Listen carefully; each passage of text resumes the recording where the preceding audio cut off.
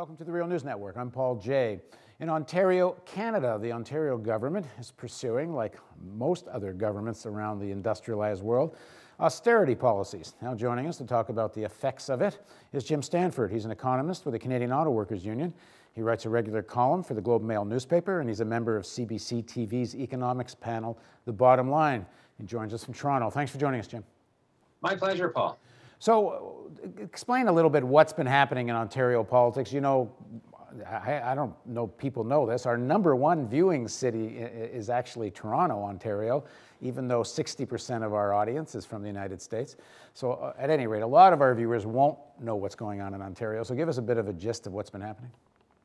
Well, they might not know the details of Ontario, Paul, but the story will be a familiar one. As you noted, it's the same kind of reaction as we're seeing in so many parts of the world.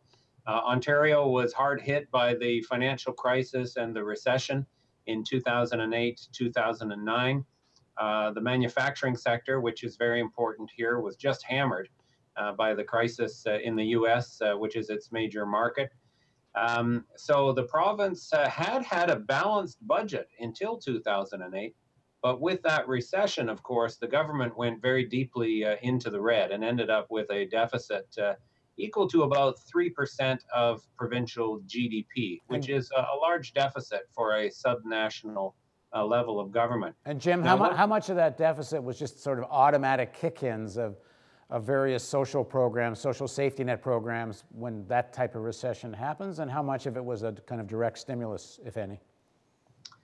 The bulk of it is the kind of automatic thing that happens during a recession.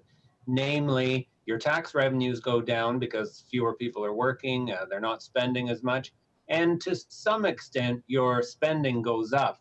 And not really for income support programs, because those programs have been cut back so much. There wasn't that much of an increase in the cost of those programs because nobody could qualify. But the province did put some money into different make work projects or so-called stimulus projects, and that added some to the deficit in the initial year or two. Very quickly, though, the government switched from stimulating the economy and trying to get out of the recession to an austerity mode, where their top priority was now slashing the size of the deficit. And to help bring that whole austerity shift about, the government appointed a commission. It was called the Drummond Commission, named after Don Drummond, a famous bank economist who was the head of the commission. He came out with a very detailed report, about 400 recommendations for different ways, some very radical downsizing that he proposed for the government to save money. And then in the year since that report was issued, now the government has been implementing some of his recommendations, not all, but very much undermining the level of financial support for public health care, public education, roads, infrastructure, and other public services here. Now, the deficit that the Ontario government was projecting, if I read correctly, actually turned out to be a lot less than they thought it was going to be. Is that true? And if so, have they changed anything on the cut side? Yes, this is an old game that finance ministers like to play. They paint a situation that's incredibly bleak in terms of the size of the deficit. They claim that the province or the country is headed to a catastrophe, and then they use that sort of atmosphere of crisis to justify very painful reductions in services. And in Ontario, it's been true to the course. I should point out for your US viewers, Paul, in Canada, a province is allowed to run a deficit. In America, of course, the states are supposed to have balanced budgets, so that's made it even worse there. At least in Canada, the province can run a deficit, and that provides a bit of cushioning. But then, of course, the knives come out and the pressure is on for budget reductions. In that Drummond Commission report that I mentioned, they painted a doomsday scenario whereby Ontario would be heading to a $30 billion deficit, which would be very large for a province to finance. In reality, the deficit has been shrinking steadily. It's down to about $11 billion now, probably less than that. So again, while we can't pretend the deficit isn't an issue, it certainly is not, a doomsday scenario, especially in the context where the overall economy is still performing quite weakly. And partly as a consequence of that, interest rates are very low. So that means that the interest cost to the government of this debt has been very modest. In fact, it's incredible. Despite the big deficits, total interest costs paid by the provincial government have actually shrunk during this time, precisely because interest rates have fallen so dramatically. So would they argue that's because they have these austerity measures that interest rates are low? Isn't that supposed to be the argument for having such cuts? No, no. I mean, they invoke fear that the bond rating agencies will downgrade the province and that will lead to higher interest rates. But nobody could argue the low interest rates that we have today are because they're cutting.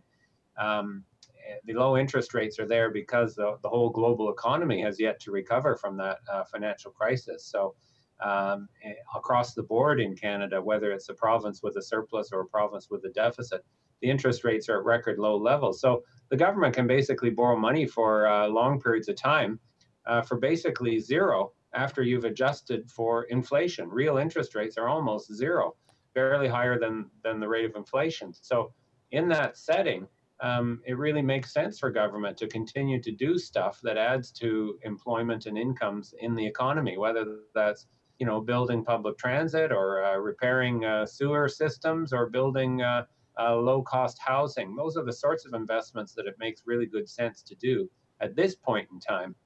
But of course, with the dominant ideology being government should be smaller, whether you have a deficit or not, the pressure is on around the downsizing of government. So who gains from this logic? I mean, it's pretty obvious. You can look at Europe and see how wonderfully these austerity measures are working, and obviously it's a disaster. So who wants this? It is ironic that Ontario, in a way, actually came late to the austerity party. In the initial years of the financial crisis and the recession, the government here, which was a majority Liberal government at that time, really kind of soft pedaled the deficit, and they adopted a timetable that would see the budget balance not until 2017, which is a bit later than most other provinces in Canada are doing it. However, last year, they really started to drink the austerity Kool-Aid, and I still don't understand the politics of it, because last year the government actually lost its majority, and now they're a minority Liberal government, and they need the support, usually from the NDP, the Social Democratic Party, in order to stay in power. So why they chose this particular moment to embark on this radical austerity vision is not clear to me, and it's caused all kinds of controversy. For example, they tried to legislate away the collective bargaining rights of teachers and other public sector workers in Ontario as a way of not just freezing their wages, the unions had already agreed to that, but taking away all kinds of historic benefits. And that was very difficult politically for the government. They've lost a lot of support, and the premier ended up resigning over it all. So we have a new premier, Kathleen Wynne, the first woman premier in Ontario's history. She's clearly trying to put a softer touch on the whole thing. Whether she facilitates any kind of real movement away from austerity remains to be seen. Well, if you follow the money, not necessarily the ideology, who benefits from this? Or is this also about someday those that have money assume if you don't make cuts, there's going to be higher taxes on the wealthy, so to avoid that, they'd rather have a cut, damn the consequences? Well, I think there is an ideology from big business, what we call neoliberalism, which is the view that not you should get rid of the state, but that the state should be kind of put in a corner and given very specific limited functions to do. And then the rest of the economy and the rest of society is dominated by private business. So there are folks, obviously in Ontario, who would prefer to see programs like public health care reined in and cut back. And again, they would be making that argument even if there wasn't a deficit.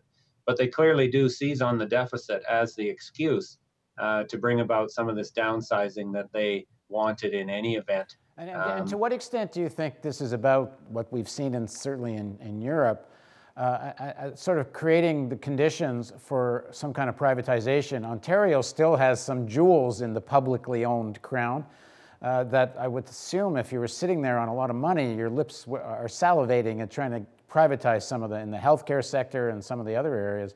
Do you think that plays a role? It could. There have been some limited calls for privatization in Ontario. Two of the government's assets that have been mentioned are the liquor stores. It's still for hard liquor and wine, you must sell it through a government-owned monopoly.